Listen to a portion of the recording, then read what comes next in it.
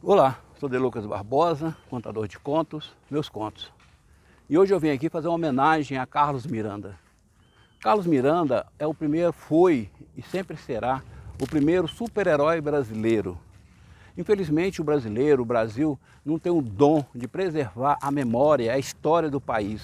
Assim como as polícias, rodoviária federal, militar, também não tem esse dom de passar para gerações quem foi Carlos Miranda e o que ele fez em prol do Brasil. Nos anos 60, ele conseguiu fazer um seriado, numa época onde a tecnologia era praticamente nula.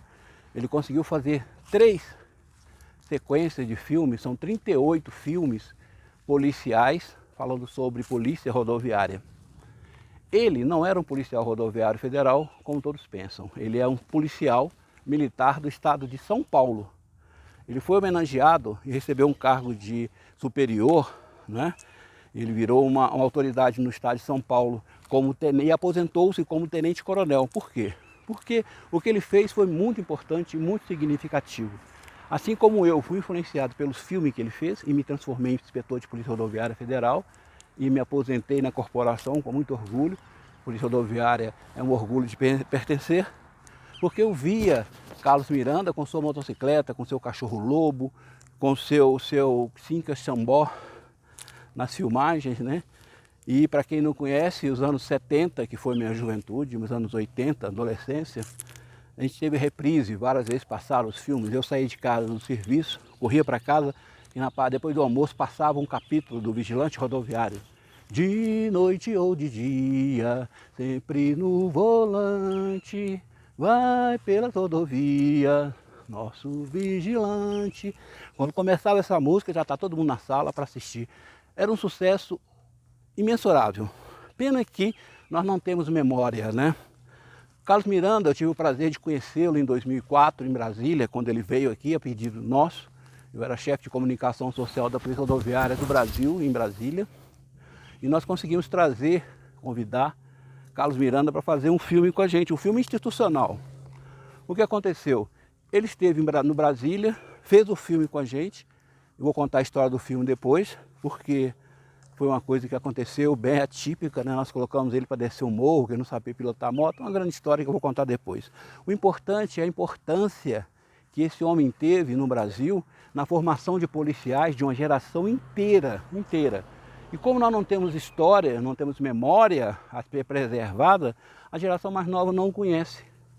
Porque em vez de investir em produção do filme com novos atores e seguir o patrulheiro rodoviário, não, as coisas foram ao contrário. As novas gerações que iam chegando queriam esquecer que existia um patrulheiro no Brasil.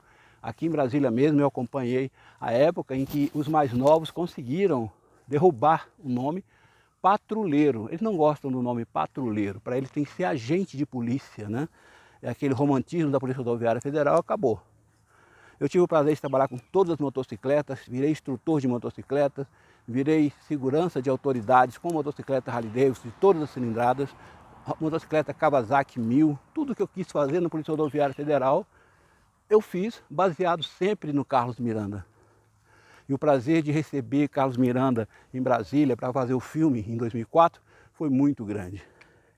E recebi com isso uma fotografia autografada e falei da minha situação para ele, que ele foi a base de tudo, e ele simplesmente me disse que em todo lugar que ele vai, policiais rodoviários federais se basearam nele para se transformar em policiais rodoviários federais, estaduais.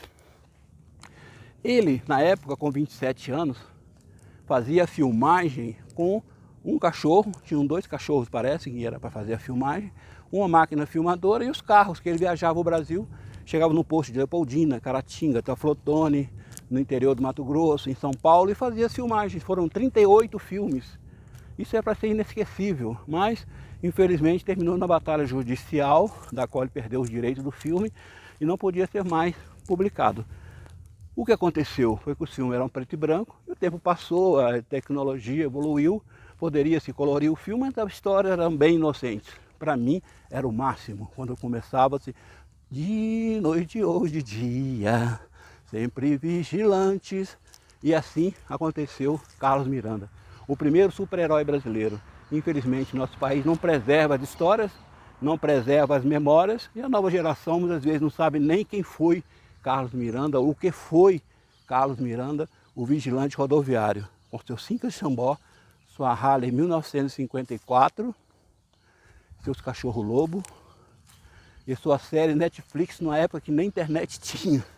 Então é muita vontade, é muita força de vontade e foi um trabalho excelente que ele realizou em prol de toda a sociedade brasileira, deixando sim uma geração hoje muito triste com seu passamento, com o seu óbito. Eu desejo a toda a família de Carlos Miranda muito sucesso, muito 1, 2, 3. Eu desejo a toda a família de Carlos Miranda muita tranquilidade, mas que eles saibam que ele será eternamente o nosso vigilante rodoviário, o nosso patrulheiro rodoviário federal, que eu tive o prazer de me transformar um sonho de infância em realidade. Eu estou aqui vivo, forte e feliz de saber que ele deixou um grande legado para o mundo, para o Brasil. Um dos primeiros, ou seja, o primeiro super-herói brasileiro. Não tem um artista de Globo, de nada que supere Carlos Miranda, ok? Então fica aqui a minha homenagem ao Carlos Miranda, o grande vigilante rodoviário das rodovias federais dos anos 60. Um grande abraço.